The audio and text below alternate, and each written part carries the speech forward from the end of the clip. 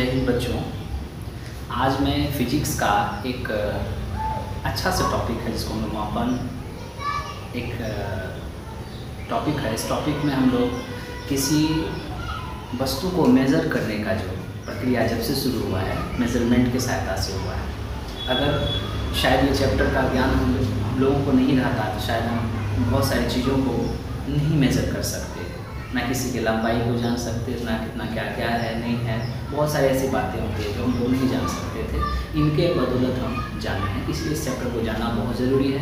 ये हमारे एग्ज़ाम के लिए भी बहुत ज़रूरी है और आने वाले कल में जो लाइफ के लिए भी बहुत ज़रूरी है। इसको जानना बहुत ही इम्पोर्टेंट है, इसलिए इसको ध्यान से आप लोग देखेंगे। एग्ज़ाम के लिए तो बहुत ही इम्पोर्टेंट है, एग्ज़ाम के लिए तो आना ही आना है। आज मैं इस मापन चैप्टर का थ्योरेटिकल पार्ट्स बताने जा रहा हूँ। थ्योरेटिकल पार्ट्स के बाद जो है ना आप ऑब्जेक्टिव्स है ये भी आपको बताएंगे और ध्यान से आप लोग इनको सुनेंगे और देखेंगे, शायद आपको समझ में आ जाएगा। ठीक है, तो सबसे पहले मापन चैप्टर को हम लोग सब इंग्लिश में कहते हैं। इसका इंग्लिश मीनिंग होता है मेजरमेंट।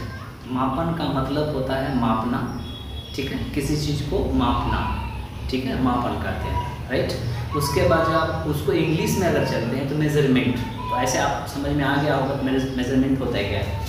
और मेजरमेंट में से सबसे पहला जो है पॉइंट्स आता है वो आता है आपका भौतिक राशि। भौतिक राशि को हम लोग इंग्लिश में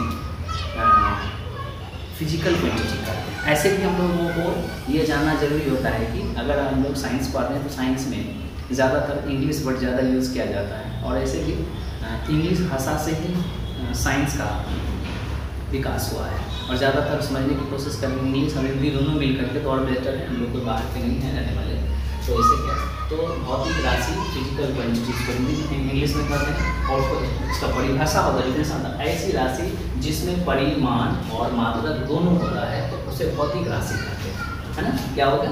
ऐसी राशि जिसमें परिमाण और मात्रा दोनों होता है तो उसे हम लोग भौतिक राशि कहते हैं। जैसे में आ गया आपका लंबाई, द्रव्यमान, समय, चाल, वेग, त्वरण, कार्य, ऊर्जा इत्यादि, ठीक है, इनको समझ में आ गया।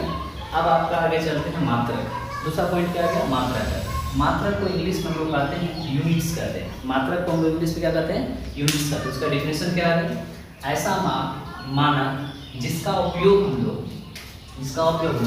भौतिक राशि को मापने के लिए किया जाता है ना, मापने के लिए, मेजर करने के लिए तो मात्रक कहते हैं। जैसे में आपका फुट हो गया, सेंटीमीटर हो गया, मीटर हो गया, ग्राम हो गया, किलोग्राम हो गया, पाउंड हो गया, न्यूटन हो गया इत्यादि। ये सारी चीज़ें जो है ना मापने के लिए आता है। अब कहा जाता है कि मात्रक के प्रकार, इनके कितने प्रकार हैं, कितने भागों में इसको बांटा गया है, तो इसको 3 भागों में गया, टाइप्स ऑफ यूनिट्स।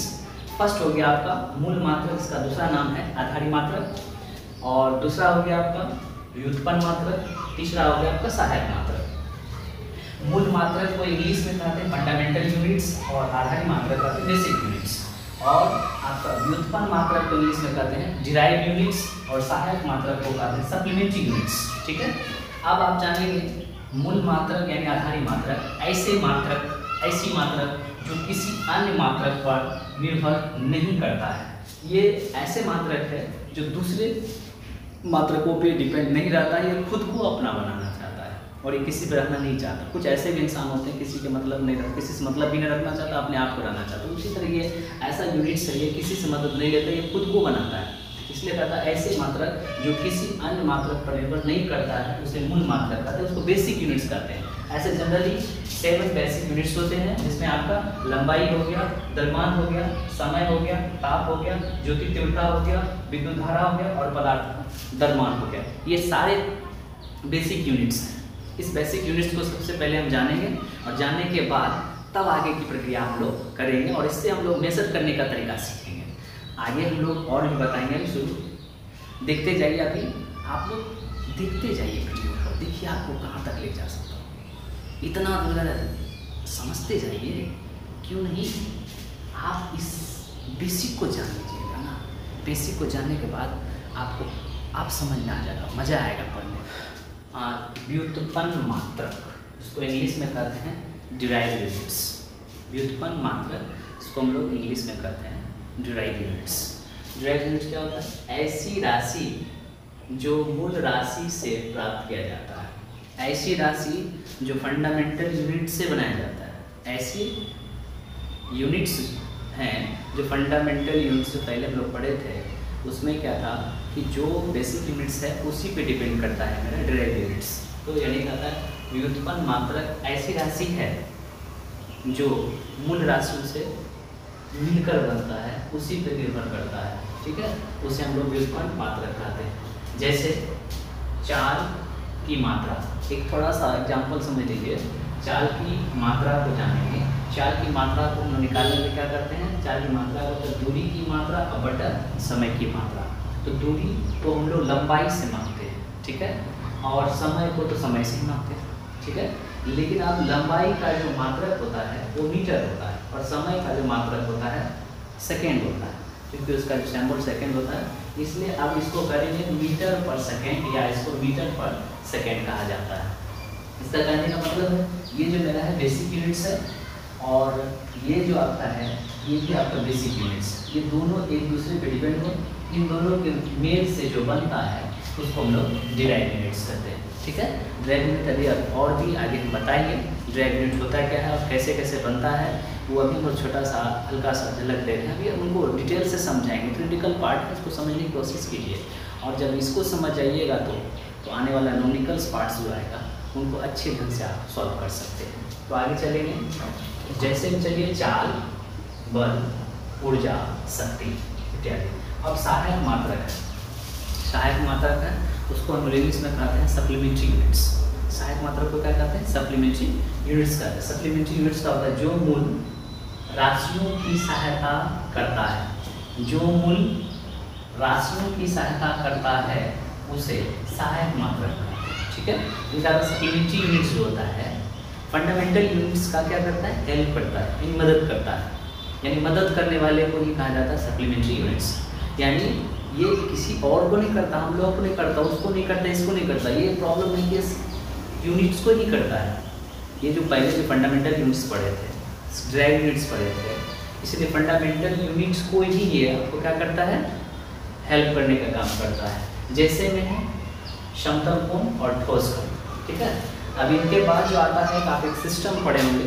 सिस्टम आपको 3 प्रकार के सिस्टम होते हैं, ये भी काफ़ी इंपॉर्टेंट है और एग्जाम में भी आता है, और उसको समझने की कोशिश कीजिए। सिस्टम आपका 4 प्रकार का सिस्टम होता है। पहला होता है FPS सिस्टम, इसको हम लोग फुल फॉर्म कहते हैं फुट पाउंड सेकेंड सिस्टम, ठीक है, ये ब्रिटिश ज़माने के लिए है। दूसरा है CGS system, centigram second system, centigram second system, ठीक है। और उसके बाद है तीसरा है MKS सिस्टम, यानी metre kilogram second system, metre kilogram second system. और चौथा जो आपका हो गया SI यूनिट्स, को इंटरनेशनल सिस्टम कहा जाता है। पहले लोग इसी सिस्टम से वर्क करते थे, लेकिन बाद में इसके बारे में एक मीटिंग हुआ, मीटिंग करने के दौरान में तब इस सिस्टम को नकार करके लास्ट में इंटरनेशनल सिस्टम को रखा गया, जो अभी तक चल रहा है। ये ब्रिटिश ज़माने में चल रहा था। ब्रिटिश ज़माने के बाद कुछ ऐसे चीज़ होते जिसको मेज़र नहीं कर पाते थे, मेज़र नहीं कर पाते थे और लोगों को समझ में नहीं आता। तो ब्रिटिश लोग, अंग्रेज लोग अलग अलग तरीके से बोलते थे। हमारे भारत में जो है ना ऐसा कुछ नहीं हो पाता, कुछ हम समझ भी नहीं पाते थे इंग्लिश में। इसलिए जो इंटरनेशनल सिस्टम जो बनाया गया, इस पद्धति बनाने के बाद, ये सिस्टम बनाने के बाद पूरे ऑल ओवर इंडिया में, क्या पूरे वर्ल्ड में इस सिस्टम का यूज होने लगा, क्योंकि ये सिस्टम सबको समझ में भी आता है और इसका यूज भी कर रहे हैं। तो ये जो पाउंड्स है, सेकेंड है, CGS है, MKS सिस्टम्स है, ये उतना खास नहीं है। था पहले चला करता था, लेकिन बाद में इस सिस्टम को हटा करके इसको इंटरनेशनल सिस्टम रखा गया, जो पूरे अंतर्राष्ट्रीय में यूज होने लगा। इसलिए हम लोग इस सिस्टम का यूज करने लगे, इसलिए इस सिस्टम का यूज कीजिए। और अभी इस सिस्टम की सहायता से हर चीज़ को मेजर करने का तरीका सीखेंगे। नहीं तो लोग समझ में नहीं पाते किसको कैसे मापेंगे, किसको क्या करेंगे, कैसे मापा जाएगा, समझ में नहीं आ रहा था किसी को। इसलिए इनको मापने का